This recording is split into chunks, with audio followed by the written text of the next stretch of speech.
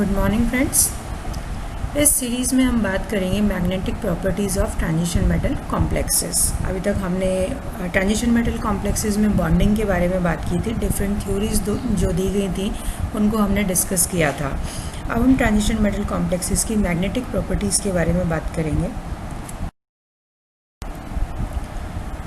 Transition metals की properties पे जाने से पहले हम एक जनरल बात करते हैं कि मैग्नेटिज्म होता क्या है। हमें पता है एक इलेक्ट्रॉन दो तरीके का मूवमेंट शो करता है। एक तो होता है उसका स्पिन मोशन जो अपनी एक्सिस के ऊपर घूमता है, और एक उसका होता है ऑर्बिटल मोशन जो कि वो एक ऑर्बिटल के अंदर घूमता है। ये हमें पता है, हम प्रीवियस क्लासेस में पढ़ चुके हैं कि जब भी कोई चार्ज पार्टिकल मूव करेगा तो उसके साथ में मैग्नेटिक फील्ड जनरेट होगा। इलेक्ट्रॉन्स हमारे चार्ज पार्टिकल है, तो उनके spin motion and orbital motion की वजह से हमारे को मैग्नेटिक फील्ड मिलता है, इंड्यूस्ड मैग्नेटिक फील्ड मिलता है, और उसकी डायरेक्शन उसके मूवमेंट के अकॉर्डिंग होती है। तो दो तरीके का मैग्नेटिक मूवमेंट हमें मिलता है, ऑर्बिटल मैग्नेटिक मोमेंटम और spin momentum. These spin and orbital magnets will interact with an applied magnetic field so that when an atom or molecule is placed in a magnetic field, any spin degeneracy may be removed and different resultant magnets behave differently. जब हम external magnetic field apply करेंगे, यहाँ एक बात हम recall करना चाहेंगे कि मैग्नेटिज्म कभी भी किसी भी कंपाउंड में हमारे को in absence of external magnetic field नहीं दिखाई देता। मैग्नेटिज्म हमेशा हमें जब हम एक्सटर्नल मैग्नेटिक फील्ड अप्लाई करेंगे उस पर हमारे सब्सटेंस का किस तरीके का रिस्पॉन्स होता है उसको हम उसका मैग्नेटिक बिहेवियर उसके अकॉर्डिंग हम डिसाइड करते हैं। तो जब भी ऐसे किसी मॉलिक्यूल को या एटम को हम जब मैग्नेटिक फील्ड के अंदर रखते हैं तो उसका जो बिहेवियर होता है because of this spin motion and orbital motion हमें डिफरेंट मैग्नेटिक इफेक्ट्स देखने को मिलते हैं। एक जनरल स्टेटमेंट हम देते हैं कि the number of unpaired electrons in a complex may be determined from magnetic susceptibility measurements. अब तक हम प्रीवियस चैप्टर्स में भी इसके बारे में पढ़ते आए हैं। तो हमने ये बताया कि जब अनपेयर्ड इलेक्ट्रॉन होगा वो डिसाइड करेगा कि उसके अंदर कितनी मैग्नेटिक ससेप्टिबिलिटी होगी। मैग्नेटिक ससेप्टिबिलिटी अपने आप में एक मेजर है कि कितना मैग्नेटाइजेशन जब हम किसी मॉलिक्यूल, कॉम्प्लेक्स या सब्सटेंस को एक्सटर्नल मैग्नेटिक फील्ड में रखते हैं तो उसके अंदर इंड्यूस हो रहा है। सो मैग्नेटिक ससेप्टिबिलिटी एक तरीके से मेजरमेंट की स्केल है कि कितना उसमें हमारे को मैग्नेटाइजेशन मिल रहा है। जब हम जानते हैं कि भाई एक स्पिनिंग एक इलेक्ट्रॉन के स्पिन एंड ऑर्बिटल मोशन की वजह से हमें मैग्नेटिक बिहेवियर देखने को मिलता है। हर एक मॉलिक्यूल, हर एक एटम के अंदर इलेक्ट्रॉन्स होते हैं। In that case why not all materials are magnets. ऐसा होने पर सभी को मैग्नेट होना चाहिए था। As every material consists of spinning electrons, each of them could be a magnet. Fortunately, not so. There are two reasons for it. First, according to Pauli's exclusion principle, two electrons with same energy level must have opposite spins. Thus, so are their magnetic moments, which cancels out each other. जब भी paired electron होंगे, हमें पता है हम atom के अंदर electrons किस तरीके से फिल होते हैं। उसमें एक पाउलीज एक्सक्लूजन रूल है जो ये कहता है कि चारों क्वांटम नंबर किसी भी इलेक्ट्रॉन के लिए सेम नहीं हो सकती। अगर 3 क्वांटम नंबर सेम है तो जो हमारी लास्ट स्पिन क्वांटम नंबर है उसको डिफरेंट होना पड़ेगा। और उसका डिफरेंट होने का मतलब है कि एक अगर क्लॉकवाइज स्पिन का है तो दूसरा इलेक्ट्रॉन एंटी क्लॉकवाइज स्पिन का होगा, और उनको हम कहते हैं पेयर्ड इलेक्ट्रॉन्स। तो जब भी पेयर्ड इलेक्ट्रॉन्स होंगे तो उनकी वजह से जो मैग्नेटिक मोमेंट जनरेट होगा वो भी ऑपोजिट डायरेक्शन में होगा, रिजल्टेंट मैग्नेटिक मोमेंट, और वो एक दूसरे को कैंसिल करेगा। देखिए इस तरीके से हम इसको बता सकते हैं। दोनों इलेक्ट्रॉन्स ऑपोजिट डायरेक्शन के अंदर है, स्पिन कर रहे हैं। एक क्लॉकवाइज है, एक एंटी क्लॉकवाइज है। इनके रिजल्टेंट मैग्नेटिक फील्ड भी जो है वो ऑपोजिट डायरेक्शन के अंदर हमें मिल रहे हैं। तो ये एक दूसरे को कैंसिल कर रहे हैं क्योंकि इनकी डायरेक्शन अलग अलग है। तो net magnetic movement due to spinning will be 0। दूसरा रीज़न होता है orbital movements of electrons also cancels out each other. इनका ऑर्बिटल मूवमेंट भी कैंसिल हो सकता है। इसके बहुत सारे कारण होते हैं कि किन कंडीशन में ऑर्बिटल मूवमेंट जो होगा वो कैंसिल होगा, लेकिन अगेन बात वही आती है कि एक इलेक्ट्रॉन जिस ऑर्बिटल में है अगर उसका पर्टिकुलर डायरेक्शन में ऑर्बिटल मोमेंटम आ रहा है तो कोई दूसरे इलेक्ट्रॉन से वो कैंसिल हो सकता है अगर उसका अपोजिट डायरेक्शन में जा रहा है। तो इनको हम डिटेल में बाद में डिस्कस करेंगे।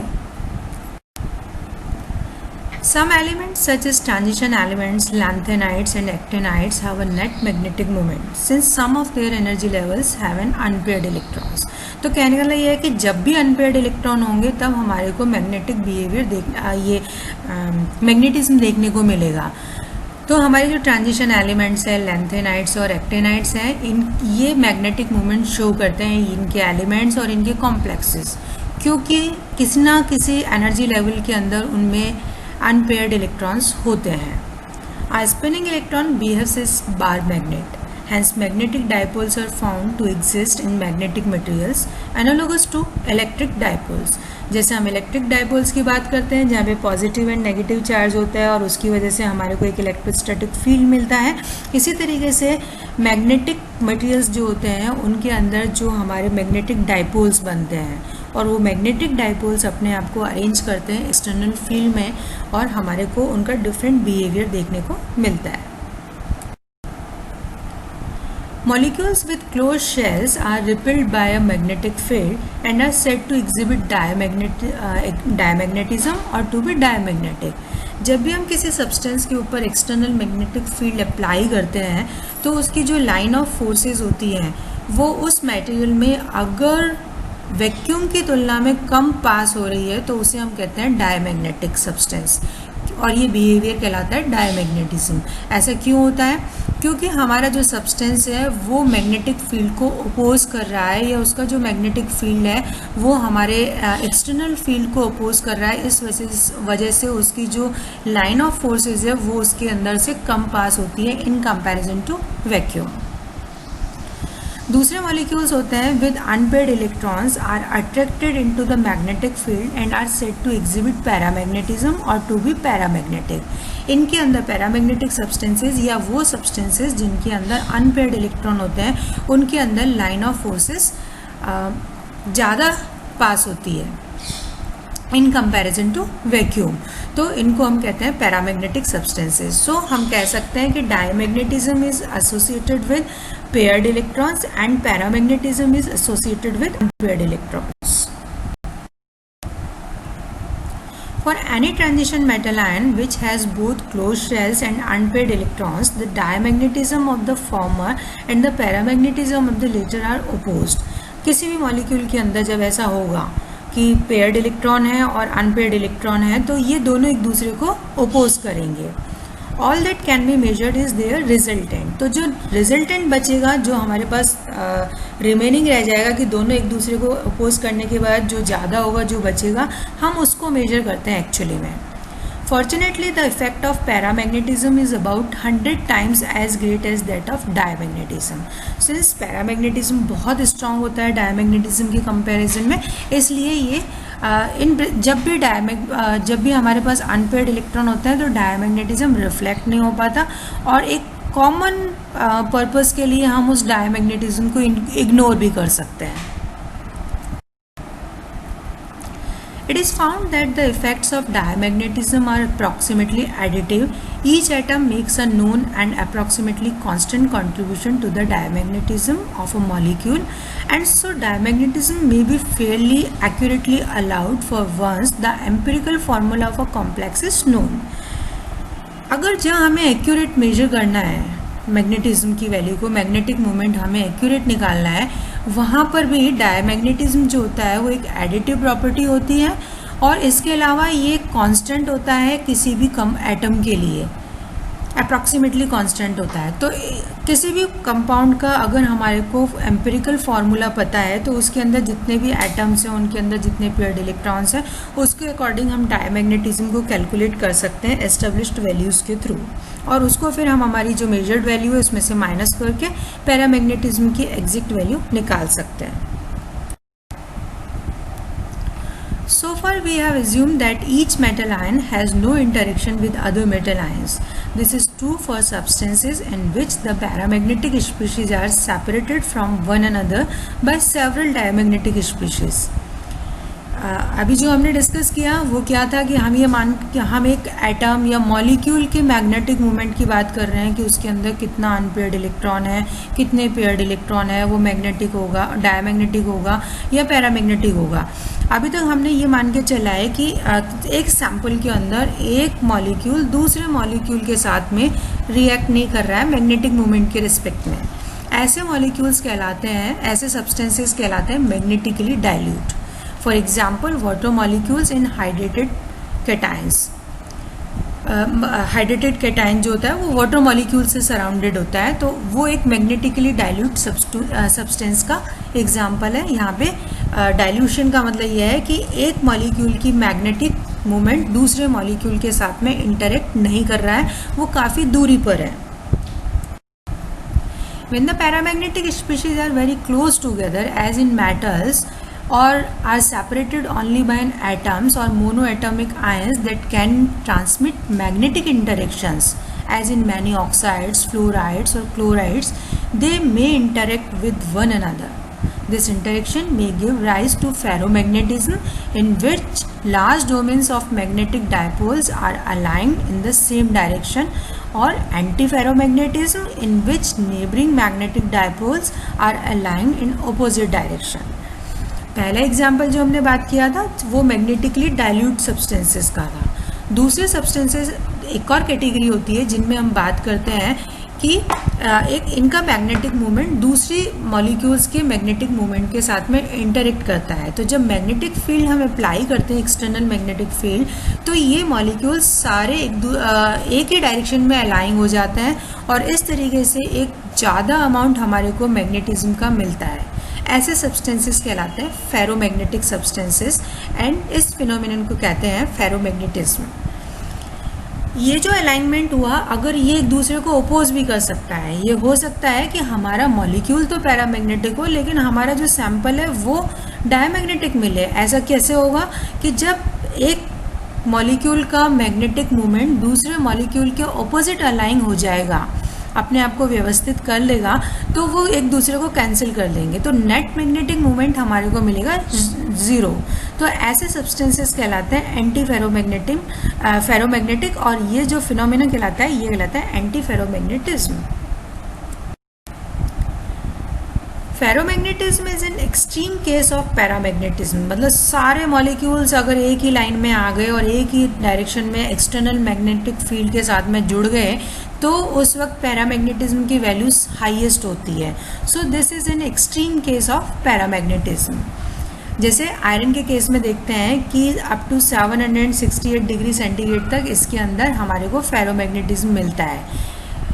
इसके बाद ये जो अलाइनमेंट था ये डिस्टर्ब हो जाता है थर्मल मूवमेंट की वजह से, और ये नॉर्मल पैरामैग्नेटिक सब्सटेंस के अंदर कन्वर्ट हो जाते हैं. तो फेरोमैग्नेटिक सब्सटेंसेस के अंदर एक पर्टिकुलर टेम्परेचर होता है जहाँ तक हमारा सब्सटेंस फेरोमैग्नेटिक सब्सटेंस की तरह बिहेव करता है और उसके बाद वो पैरामैग्नेटिक सब्सटेंस में कन्वर्ट हो जाता है. उस टेम्परेचर को हम कहते हैं Curie temperature.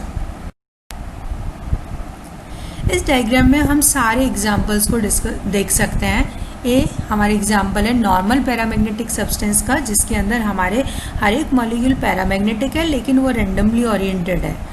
B ferromagnetic substance है जिसके अंदर सारे जो अनपेयर्ड इलेक्ट्रॉन्स है वो एक ही डायरेक्शन में अलाइन हो गए और फिर ये लॉक हो जाते हैं, तो ये परमानेंट मैग्नेटिज्म शो करते हैं. मीन्स जब आप एक्सटर्नल मैग्नेटिक फील्ड को हटा लेंगे तब भी ये मैग्नेट की तरह बिहेव करेंगे, ये अलाइन ही रहेंगे. सी आपका एग्जाम्पल है एंटी फेरोमैग्नेटिज्म का, जिसके अंदर पैरामैग्नेटिज्म तो है लेकिन वो अलाइन एक दूसरे को अपोज करते हुए हो गए हैं, जिसकी वजह से जो नेट मैग्नेटिक मोमेंट है that is 0. D and E are the examples of ferrimagnetism. Ferrimagnetism क्या होता है कि ये एक्चुअली में एंटी फेरोमैग्नेटिज्म होता है लेकिन इसमें पूरी तरीके से कैंसिल नहीं हो पाता.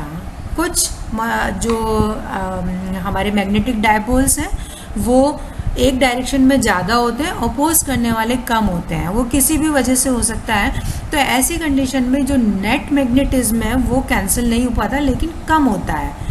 तो कम होता है लेकिन वो लॉक्ड रहता है। तो ऐसे सब्सटेंसेस कहलाते हैं फेरी मैग्नेटिक सब्सटेंसेस, और ये बिहेवियर कहलाता है फेरी मैग्नेटिज्म।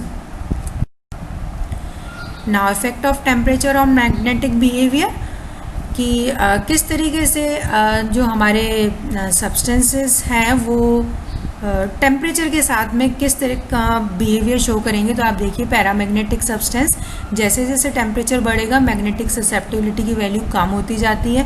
ऑब्वियसली टेम्परेचर बढ़ने से थर्मल मोशन बढ़ेगा, थर्मल मोशन बढ़ने से डिस्टर्बेंस होगा, और जो मैग्नेटिक डायपोल्स एक लाइन में अलाइन हो रहे थे वो अब थोड़ा सा इधर उधर हिलने लगेंगे, और जब इधर उधर डिस्टर्ब होंगे तो उनकी डायरेक्शन चेंज होगी और मैग्नेटिक ससेप्टिबिलिटी की वैल्यू में कमी आएगी। जो फेरोमैग्नेटिक सब्सटेंसेस होते हैं, मैंने बताया था up to a Curie temperature वो फेरोमैग्नेटिक रहते हैं, और उसके बाद वो पैरामैग्नेटिक सब्सटेंस में कन्वर्ट हो जाते हैं। सिमिलरली एंटी फेरोमैग्नेटिक सब्सटेंसेस होते हैं जो कि हमारे उसके अंदर कन्वर्ट हो जाते हैं। एक अप टू अ टेम्परेचर ये एंटी फेरोमैग्नेटिक रहते हैं, मतलब इनका ऑपोजिट डायरेक्शन के अंदर अलाइनमेंट रहता है। एक पर्टिकुलर टेम्परेचर के बाद जो है जिसको हम नील पॉइंट कहते हैं या नील टेम्परेचर कहते हैं, उसके बाद ये पैरामैग्नेटिक सब्सटेंस में कन्वर्ट हो जाता है। यानी कि एंटी फेरोमैग्नेटिक मटेरियल्स के अंदर जैसे जैसे हम टेम्परेचर बढ़ाएंगे इनकी मैग्नेटिक या मैग्नेटिक ससेप्टिबिलिटी की वैल्यू बढ़ेगी, और एक पर्टिकुलर पॉइंट के बाद ये वापस पैरामैग्नेटिक सब्सटेंस की तरह कम होने लगेगी। हमारे आयरन, कोबाल्ट एंड निकल ये फेरोमैग्नेटिक होते हैं। Anti ferromagnetism occurs in salts of iron +3, Mn+2 and gadolinium +3। एक जो इम्पॉर्टेंट बात इनके बारे में बताना चाहेंगे वो ये है, since ferromagnetism and anti ferromagnetism depends on orientation, they disappear on in solution. ये केवल ओरिएंटेशन से रिलेटेड है, इसलिए ये सॉल्यूशन के अंदर डिसअपियर हो जाते हैं। जब ये सॉलिड स्टेट में रहेंगे तभी अपने आप को व्यवस्थित कर पाएंगे, सॉल्यूशन के अंदर ये नहीं कर पाएंगे। तो कोई भी सैंपल जो कि फेरोमैग्नेटिक है या एंटी फेरोमैग्नेटिक है, ये केवल सॉलिड स्टेट में ही बिहेवियर रिफ्लेक्ट होएगा, सॉल्यूशन में नहीं होगा। सॉल्यूशन में वो नॉर्मल पैरामैग्नेटिक सब्सटेंस में कन्वर्ट हो जाएगा। तो इस तरीके से हमने डिस्कस किया general behaviour of magnetic compounds. Next class में हम इनके और डिटेल में पढ़ेंगे। Thank you.